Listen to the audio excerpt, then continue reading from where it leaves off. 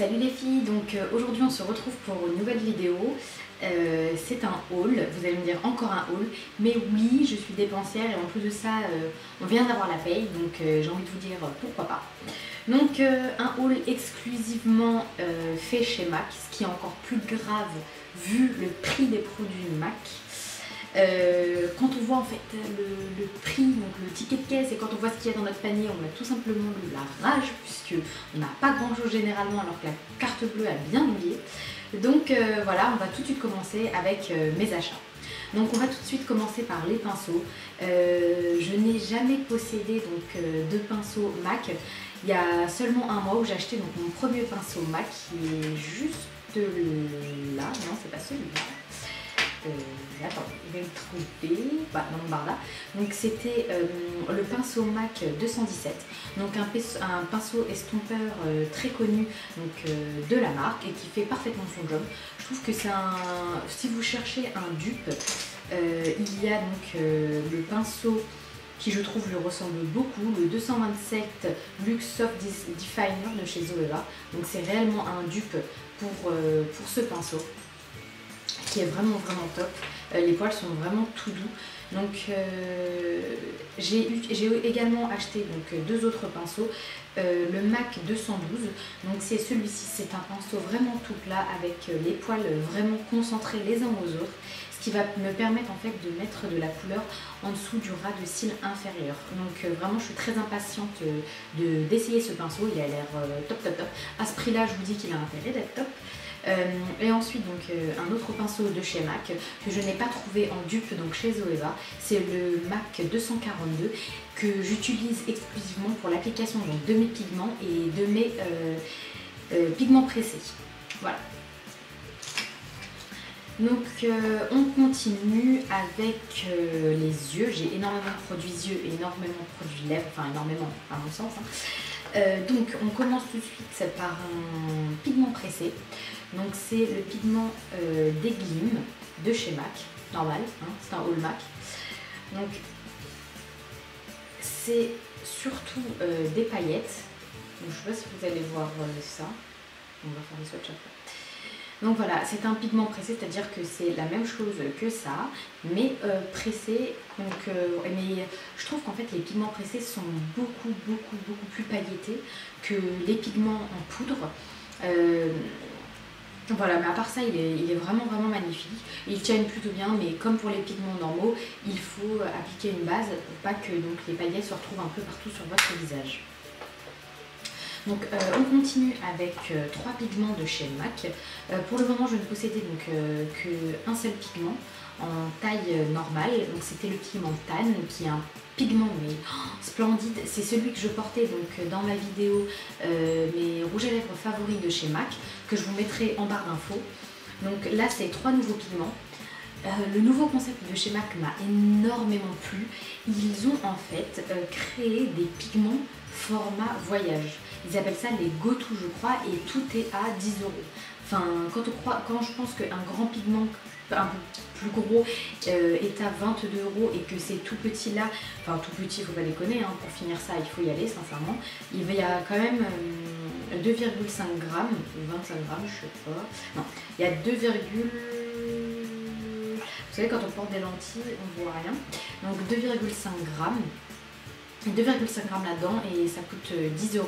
Les plus grands sont à 20 € et quelques, sachant que vous ne terminerez jamais un plus grand et je pense qu'il faut vraiment y aller donc, pour finir ce type de pigment. Donc les pigments mat sont vraiment géniaux, ils sont aussi bien que les pigments Make-up Geek. Ils ont un choix de couleurs mais extraordinaire et le seul bémol donc, avec ces pigments c'est leur packaging. En fait, pour ne pas en mettre partout de mes pigments, j'utilise le bouchon en fait, du produit pour pouvoir prendre la matière. Et là, le bouchon est tellement petit qu'on est obligé de la prendre au tube même et ça en met un peu partout.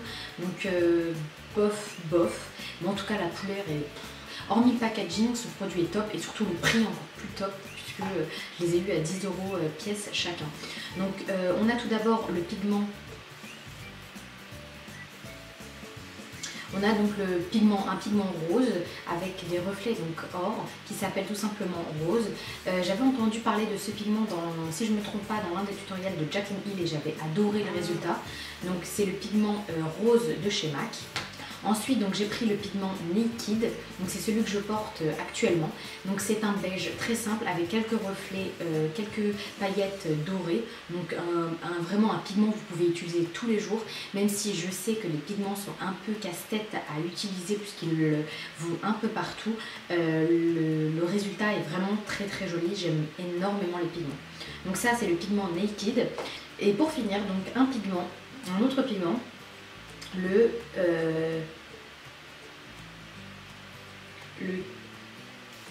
Kits Shimas. Bah alors là, je pense qu'il faut avoir dit ça n'importe comment. Sincèrement, c'est illisible et je crois que le mot Kits Shimas, je sais pas ce que ça veut dire.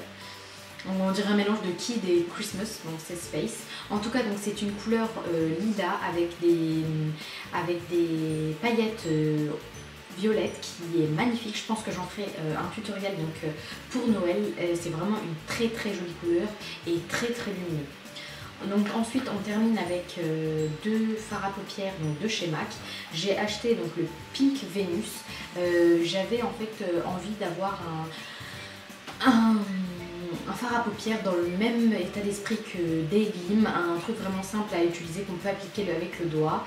Il est vraiment très très très rosé. Je m'attendais à ce que les reflets dorés ressortent un peu plus, mais ce n'est pas le cas.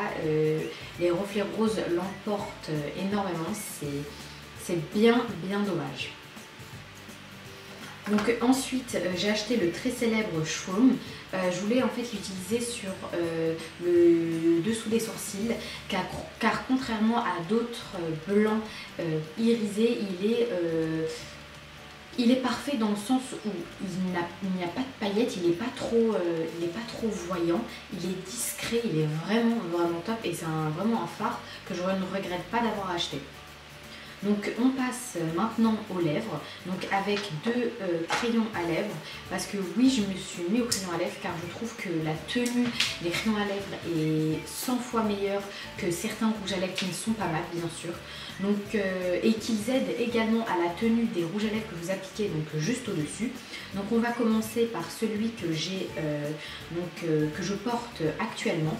Donc c'est le crayon à lèvres World. Non, pas World, c'est encore mieux. Donc sachez que j'ai également j'ai créé des crayons à lèvres de plusieurs marques. J'ai ceux de NYX, ceux de Jordana et ceux de Make Up For Ever. J'aime énormément ceux de Make Up For Ever puisqu'ils tiennent très bien. Mais le seul problème c'est qu'ils assèchent énormément les lèvres. Donc contrairement au Make Up For Ever, ceux de MAC et en particulier celui-ci est très facile à appliquer. Le bout est sec mais pas tant que ça. Donc facile à appliquer, ils tiennent très bien et n'assèchent pas du tout les lèvres et ça c'est un vrai plus parce que quand un produit vous assèche les lèvres c'est juste insupportable enfin on le sent quoi, on le sent sur les lèvres, c'est gênant. Non, voilà, moi je vous le dis, ça me saoule d'appliquer du labello toutes les 3 secondes. Donc avoir un crayon à lèvres qui n'assèche pas les lèvres, c'est top. Donc ensuite, un autre crayon un peu plus rosé, contrairement au World qui tire un peu plus sur les marrons. Donc c'est le lip liner en teinte Soar, qui est vraiment très joli également, même complètement. Il n'assèche pas les lèvres et tient très bien. Il est un peu plus rosé que l'autre. On termine avec un rouge à lèvres. Donc un rouge à lèvres, j'en ai tellement entendu que je me disais mais pourquoi pas l'acheter quoi. J'en avais marre que tout le monde en parle et le résultat soit dingue. Donc c'est celui que je porte actuellement et sincèrement je le trouve ouf. Vraiment, il est splendide, il tient très bien. C'est un mat. Mais le problème c'est que, donc il tient très bien, normal puisque c'est un mat, je l'applique au-dessus d'un crayon à lèvres, le World, donc il tient encore mieux. Le seul problème c'est que cette couleur mat, cette couleur là en particulier, mais en mat, n'est pas du tout jolie. Donc pour avoir un mix qui fasse pas mort, vraiment, parce que vraiment on avait l'impression que je sois morte, en mat c'est vraiment pas beau quoi.